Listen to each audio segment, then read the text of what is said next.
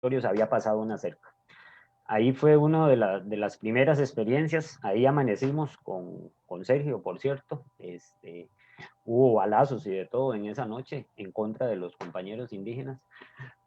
Pero esto, como bien decías, y para entender un poco lo de las recuperaciones, tiene que ver con que aunque el bloque de constitucionalidad de nuestro país, o sea, nuestra constitución, los convenios internacionales que hemos firmado, la jurisprudencia de la sala constitucional, las leyes como la ley indígena y otras, la jurisprudencia de la Corte Interamericana de Derechos Humanos, resoluciones y otras medidas de la Comisión Interamericana de Derechos Humanos establecen claramente, pero así claramente, que los territorios son exclusivos de los pueblos indígenas, sin ninguna posibilidad de interpretación, es que lo dicen textualmente, ¿verdad? Son exclusivos para los pueblos indígenas. Sin embargo, en la realidad, y desde hace muchos años, no es de estas administraciones, desde hace muchísimos años, para no irnos muy atrás, en la zona sur, el tema de la carretera interamericana es un factor importante, pues se han venido gente no indígena adueñándose de estos territorios, de distintas maneras, todas ilegales, pero de distintas maneras, por la fuerza, por compra y venta, aunque sean prohibidas, por engaños, por ocupación con armas, porque así han sacado algunas familias en diferentes territorios. Entonces, tenemos que en la zona sur, en algunos territorios, como decía Mauricio al inicio, pues el 80-85%, en otros casos el 75%, está en manos de personas no indígenas, ¿verdad? De personas no indígenas que ocupan ilegalmente estos territorios. Pues bueno, ante esta realidad, ante la inacción del Estado, porque el INDER, el ITCO en aquel entonces, después el IDA, ahora el INDER, no han cumplido con su obligación de desalojar a esas personas, en este caso el Ejecutivo, a esas personas que ocupan ilegalmente estos territorios, indemnizar a quien se tenga que indemnizar, que son muy pocos los que cumplen con los requisitos. Y por otro lado, entonces el Ejecutivo no hace eso, no hace esos desalojos necesarios y que tiene la facultad y la obligación de hacerlo. Y por otro lado, los compañeros y compañeras de los pueblos originarios se dieron cuenta que por la vía judicial en materia agraria era de ahí prácticamente imposible, una justicia negada. Son 10, 12 años en un proceso ordinario agrario donde los jueces siguen resolviendo como si se tratara de tierras comunes y corrientes. Se les olvida al Poder Judicial en su totalidad de que están resolviendo sobre territorios especiales, protegidos especialmente por convenios, por la Constitución, por jurisprudencia internacional que indica que son territorios que no son iguales al resto de las fincas. Pero esto a los diferentes operadores de la justicia de este país simplemente no lo aplican. Entonces resuelven estos casos como si fuera un caso de derecho civil. Entonces, ante esto, ante la inacción del Ejecutivo, la falta de justicia en el Poder Judicial, los compañeros y compañeras, desde hace años, pero más o menos, como decía Cinia, del 2010 para acá, deciden recuperar lo que les ha sido robado, recuperar lo que está siendo ocupado ilegalmente por personas no indígenas. Entonces, bajo diferentes procedimientos, en todos los territorios es diferente, ellos con sus autoridades o sus organizaciones propias hacen un estudio del terreno que está siendo ilegalmente ocupado, recopilan la historia de ese terreno, recopilan y analizan quiénes son los verdaderos herederos de ese terreno. Luego, de distintas formas, se le comunica al ocupador ilegal, digamos, de que tiene que salir, se le comunica a distintos tiempos y de diferentes formas, y ante la negativa de estos, pues ellos proceden, que eso es una recuperación, proceden a ingresar al terreno y comenzar a habitarlo y a cultivarlo. O sea, lo recuperan lo que se les ha sido quitado. También a esto de recuperación se le llama reafirmación territorial, otros le llaman saneamiento territorial, puede ser cualquiera de los conceptos anteriores, pero se trata de eso, de que una finca determinada que está siendo ocupada por personas no indígenas, en determinado momento la organización, la familia del pueblo originario ingresa a la finca y la comienza a habitar y la comienza a trabajar. Nosotros decimos, para terminar, que todas estas recuperaciones, en primer lugar, son legítimas porque están de acuerdo a la cultura y visión de estos pueblos, de acuerdo a su historia, de acuerdo al territorio que han ocupado ancestralmente. Y segundo, aunque y que son a derecho, son acciones de hecho, pero que están a derecho. ¿Eso qué quiere decir? Que no, porque no estén en los estratos judiciales, no porque no se establezca un juicio, son ilegales, sino que están de acuerdo al bloque de constitucionalidad. Están de acuerdo a lo que dice el convenio 169, están de acuerdo a lo que dice la ley indígena, están de acuerdo a lo que ha dicho la Corte Interamericana de Derechos Humanos. Simplemente que ante la falta de justicia del sistema judicial, los compañeros y compañeras deciden no llevarlo a los estados judiciales, sino hacerlo por la vía de hecho, pero con total legalidad según nuestra concepción. Es decir, que incluso prácticamente se avisa a la institucionalidad que digamos, se procede con la recuperación a derecho, ¿verdad? Es decir, no estamos hablando por aquello de que a veces la gente no, digamos, o le cuesta un poco interpretar, de que no son terrenos que están fuera, digamos, de la jurisdicción de estos derechos, por decir algo, ¿verdad? Estamos hablando de fincas que han sido, de las cuales se han adueñado ilegalmente personas no indígenas dentro de los territorios indígenas. Una de las notas, Cinia, Mauricio y Gustavo, más de los pendientes más grandes que tenemos nosotros como sociedad, y aquí vuelvo a enjuiciar a la democracia, es la incapacidad que tiene el Estado, entiéndase, la institucionalidad para gestionar el territorio. La posesión sobre la tierra en este país es bastante insegura. De hecho, si ustedes van a cotejar planos catastrales contra escrituras en el registro de la propiedad, este país mide más de 51.100 kilómetros cuadrados. A veces se ha medido casi 90.000 kilómetros cuadrados, ¿verdad? Lo cual, digamos, dice mucho de la incapacidad, en este caso, de las áreas bajo regímenes especiales de los territorios indígenas, es particularmente crítico en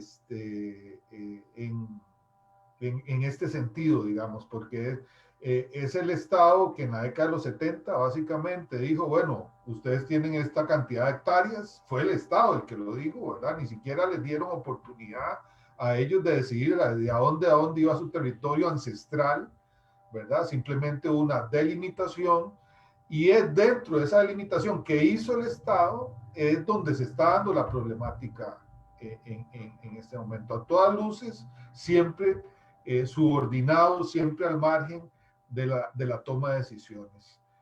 Mauricio, si te parece, podemos entrarle al siguiente audio.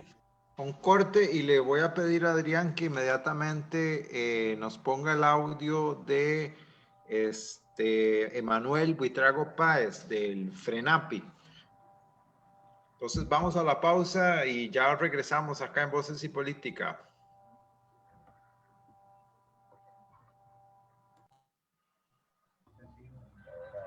Tomar diferentes puntos de vista de los ciudadanos, ponerlos juntos. Neoliberal que siempre ha perdurado en ese sentido, clasismo. Escríbanos al correo vocesypolitica@gmail.com o al Facebook Voces y Política.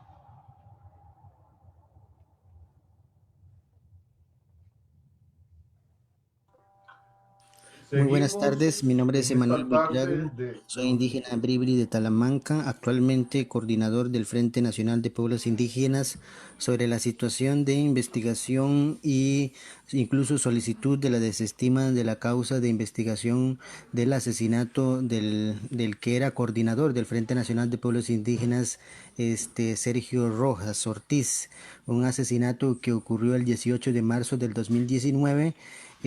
Por supuesto que preocupa, ¿no? El escenario reciente donde el Ministerio Público ha solicitado la desestimación y el archivo de la investigación. Una situación pues que antecede estos hechos es que Sergio Rojas Ortiz y el pueblo indígena de Terraba y Salitre gozaba de una medida cautelar dictada por la Corte Interamericana de Derechos Humanos, especialmente que tiene que ver con la protección de sus territorios, la defensa de sus territorios, y pues esto condujo pues a una situación mucho más problemática y gestó, ¿no? El asesinato del líder indígena Sergio Rojas Ortiz. Por supuesto que nos preocupa grandemente porque recientemente este, básicamente la Fiscalía Adjunta contra el Narcotráfico y Delitos Conexos ha solicitado la desestima en el Juzgado Penal de Buenos Aires la causa.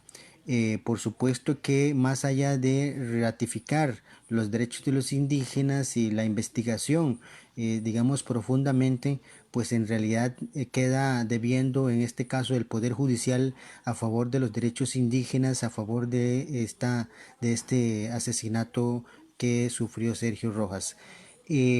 Nos parece sumamente preocupante el escenario porque se desestima y los derechos en este momento de los pueblos indígenas siguen siendo pisoteados pese a que el pueblo indígena de Salitre, especialmente el caso de Sergio, gozaba de una especial protección dictada por la Comisión Interamericana de Derechos Humanos a partir del 30 de abril del 2015, la medida cautelar 321-12. Y recientemente pues la actitud que tiene el Poder Judicial, ¿no? Y que filtra inclusive las pruebas documentales, eso expone tanto a los testigos, tanto a los actores y en realidad, pues a 2 años posteriores no se ha profundizado en la causa, digamos, que se sigue, y por supuesto que eso es una manera de eliminar de una manera de expresión de violencia contra los derechos de los pueblos indígenas. Una de las causas fundamentales de esta situación son los conflictos de tenencia de tierra, pese que este Estado costarricense pues ha ratificado el Convenio 169 en el 92 y la ley indígena que delimitaba los territorios indígenas y que obligaba al Estado costarricense a indemnizar los territorios que estaban en manos de personas no indígenas. El Estado costarricense hace 40 años, 45 años debió indemnizar a los poseedores de buena fe y ejecutar los desalojos correspondientes. Esto realmente reafirma los intereses económicos y políticos. Esta acción, digamos, de solicitar la desestima, reafirma la violencia estructural del Estado costarricense contra los pueblos indígenas desde los diferentes poderes del Estado. En este caso, el Poder Judicial, que tiene una causa abierta de asesinato del líder indígena, el Poder Judicial que mediante el INDER y otros actores pues no ha podido concretar una acción que culmine, ¿no?, en el ordenamiento territorial, lo que quiere decir la devolución de las tierras a los verdaderos poseedores que son los pueblos indígenas. La causa, a pesar del asesinato de Sergio, la causa profunda que es el ordenamiento, la recuperación de tierras, territorios, aún sigue siendo uno de los referentes de los pueblos indígenas, y hoy en día Terraba, Cabagra tienen procesos de recuperaciones, e inclusive hemos tenido una gran lucha contra tanto el Poder Ejecutivo, inclusive la Asamblea Legislativa y en este caso el Poder Judicial. Así es, este era el comentario de Emanuel Buitrago Páez, que está al frente de la organización FRENAPI de pueblos indígenas. Y tal vez para avanzar un poco, él daban bastantes elementos sobre lo estructural que es el tema de la justicia mejor dicho, de la falta de justicia en la aplicación de la ley, ¿verdad? En las omisiones. O sea, uno podría hacer distintas clasificaciones de lo que hace el Estado y lo que omite el Estado en términos casi que estructurales, ¿verdad? Que hace una violencia bastante invisible, pareciera, para el resto de la sociedad. Por ejemplo, la organización DITSO y la coordinadora de lucha Sur-Sur hizo una caracterización de la violencia entre 23 de febrero y el 24 de marzo del 2020. Y en ese transecto, digamos, de prácticamente un mes, encontró más de 60 hechos de violencia, ¿verdad? Entre los que hizo toda una tipología, entre los que están, ¿verdad? Agresiones de turbas, asesinatos, amenazas agravadas, hostigamiento, bueno, en realidad noticias falsas, bloqueo de caminos, agresiones físicas, agresiones con armas, en fin, es una lista tan grande. Y esto parecería ser como muy concreto, muy visible, muy suficiente, digámoslo así, como para que se materializara una cuestión, digamos, una reacción social distinta. Y eso me lleva, por ejemplo, a pensar en los casos judiciales, y en otros espacios hemos hecho ese paralelismo, y me gustaría que Gustavo se refiera a ese paralelismo entre el caso de Sergio Rojas y el caso de Berta Cáceres, en el sentido de que son casos donde han aparecido pruebas, mensajes de celular, han aparecido, digamos, toda la secuencia antes de los asesinatos y en medio del asesinato, y aún así no hay justicia. ¿Cómo, digamos, en ese sentido, cómo romper esa pirámide que decía yo al principio de impunidad? ¿Cuáles son esos elementos a los que tenemos que apuntar la sociedad para romper eso, Tavo? Sí, efectivamente, como apuntaba Mauricio, voy a iniciar con esa negación de justicia que ha perpetrado la impunidad. De esos hechos de violencia que decía Mauricio, de más de 60 hechos de violencia distintos, desde el asesinato de Jerry, amenazas de muerte, utilización de agentes químicos en el territorio de Chinaquichá el 7 de marzo, o sea, una turba de más de 150 personas llegó y roció agentes químicos el 7 de marzo en la comunidad de Chinaquichá, lo que se podría considerar hasta un acto terrorista, etcétera, etcétera. Todo esa violencia de febrero, marzo, hasta el momento, un año después, no ha sido procesado ni una sola persona responsable de estos actos de violencia. Ni uno ha sido procesado. O sea, aquí, como se ha venido diciendo, hay actos de violencia que quedan en la impunidad, lo que ha generado más violencia. Porque si yo pertenezco a grupos violentos como los grandes terratenientes de Buenos Aires, que han asesinado a 2 personas, que han quemado casas, que han quemado ranchos, que han baleado a otros, que amenazan de muerte, y yo veo que no procesan a ninguno, que ni siquiera se abren las causas penales, ¿verdad?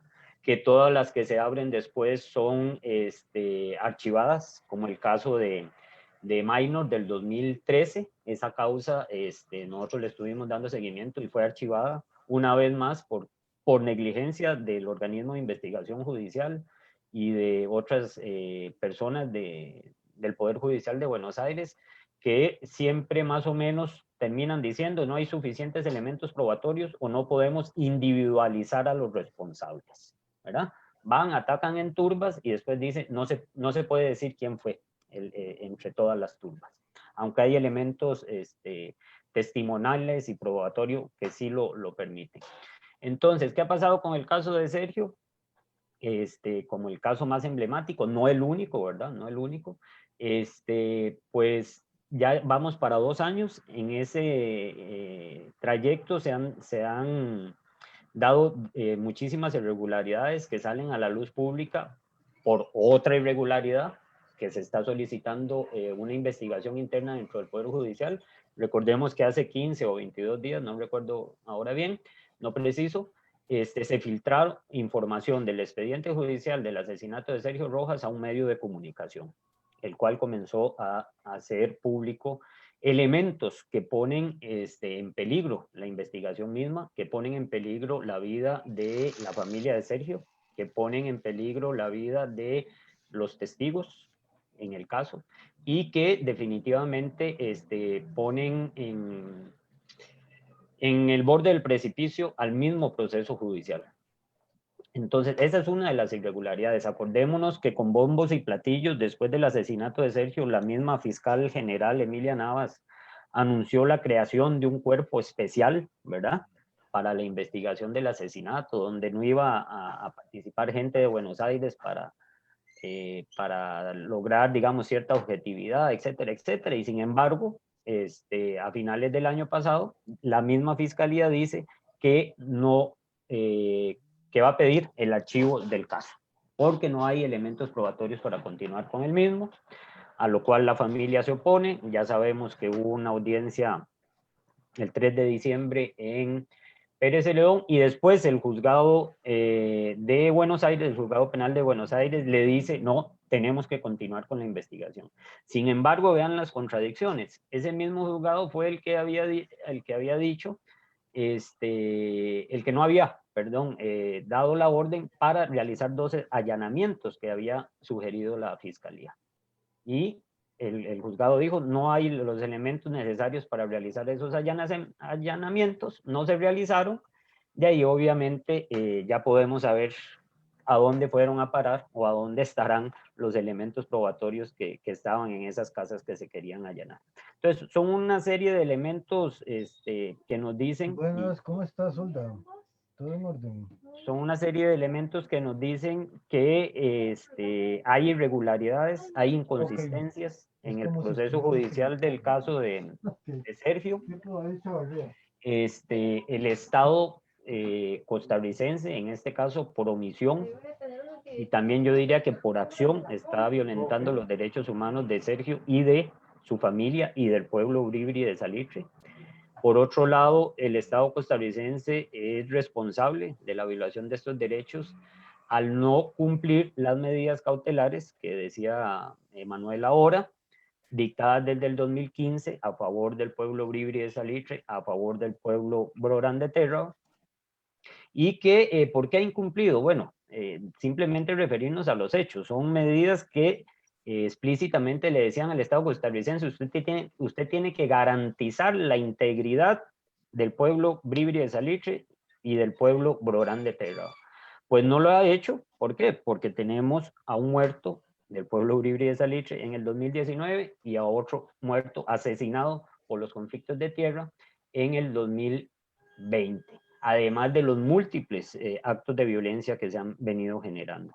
Entonces vemos que aquí hay, igual que en el caso de Berta, omisiones o acciones del Estado costarricense, igual que en el caso del Estado hondureño, tanto del Poder Judicial como del Poder Ejecutivo, que han perpetrado la impunidad, desgraciadamente, en ambos casos. Sí, Cinia, ¿cómo, la misma pregunta, cómo combatir en este caso, porque no hay otra palabra, la impunidad y el racismo tan estructural del Estado, digamos? ¿Qué elementos aportarías vos en esa tarea? Bueno, yo pienso que enfrentar, ¿verdad? La impunidad, como bien lo decís, hay que reconocer el racismo estructural existente, ¿verdad? Reconocer la violencia institucionalizada. A mí me parece que, bueno, cada quien, hay distintos actores sociales en este proceso, ¿verdad? Obviamente los pueblos indígenas, los mismos recuperadores, ellos tienen sus propios espacios y ya lo decía, creo que Gustavo, las recuperaciones, en este caso como acciones de hecho, con contenido de derecho, ellos están decididos a seguir en esa línea que es la única vía que les ha quedado por trabajar o por agotar ante la imposibilidad de hacer efectivo, digamos, sus derechos a través de lo que podríamos decir todas las otras vías, por ejemplo, en la parte de justicia, ni en la vía agraria, ni en la vía penal, ni tampoco en la vía administrativa. O sea, todo se ha cerrado y ellos dicen, bueno, han sido obligados a ejercer este tipo de acciones. En el caso de otros actores sociales, por ejemplo, en el caso nuestro, ¿verdad? ¿Qué sé yo? Por ejemplo, la academia, las organizaciones sociales, que son también aliados o actores que juegan en esto, o que jugamos en esto, nos parece que la parte de denuncia, ¿verdad? La parte de informar, o sea, de desarrollar espacios alternativos para la información a la ciudadanía. Yo creo que es muy importante que en esto todos y la audiencia que nos escucha asumamos el papel que nos corresponde y la responsabilidad como sociedad que tenemos, ¿verdad? Esto no es un problema de los indígenas y de los no indígenas en Buenos Aires de Punta Arenas. Esto es un problema de la sociedad costarricense, del Estado, pero el Estado costarricense somos nosotros también, ¿verdad? Nosotros tenemos que ejercer una acción, ¿verdad? De participación, de control, de denuncia, ¿verdad? De vigilancia con respecto a la actuación de las distintas instituciones y fundamentalmente en este caso, por ejemplo, de nuestras instituciones de justicia, de la administración de justicia. ¿Por qué? Porque eso nos corresponde a todos. Nosotros no podemos declararnos un país pluricultural y multilingüe en la Constitución y de repente desconocer los indígenas como sujetos sociales, políticos y con derechos, digamos, como pueblos que son con derechos colectivos. Entonces sí, cabe una responsabilidad ciudadana que me parece que tenemos que actuar y presionar. Que la academia, y creo que la academia está, estos proyectos nuestros de investigación y otros múltiples que se han hecho y que se siguen desarrollando de investigación, aportan también conocimientos de comprensión, ¿verdad? Y análisis del problema, del contexto, de las causas estructurales, ¿verdad? De cómo también se pueden analizar esas prácticas y entender esas prácticas institucionales de inacción, ¿verdad? Y violatorias de los derechos y saber que hay una matriz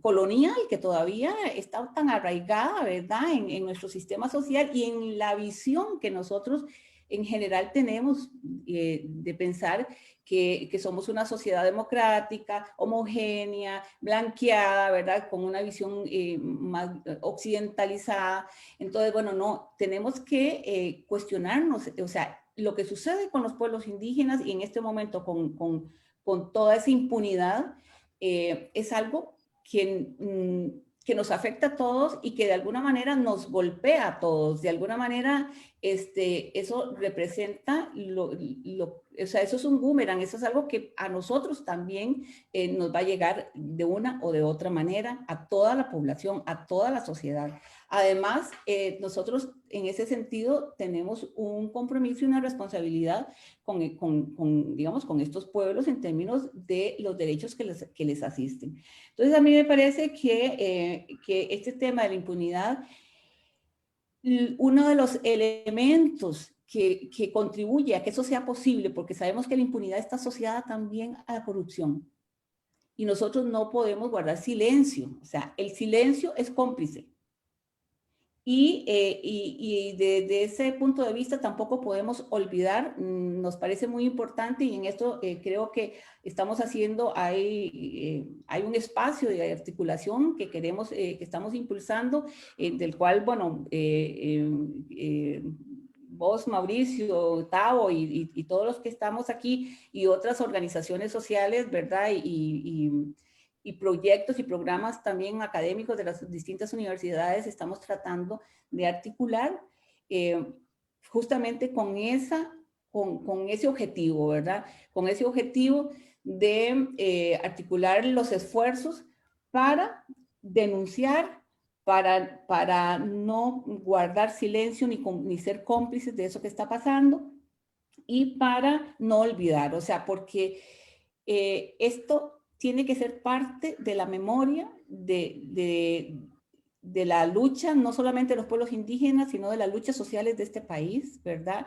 Y las instituciones y el cambio en las instituciones democráticas o dentro de las instituciones, digamos, públicas más bien, es un cambio que nosotros tenemos que hacer posible que se dé.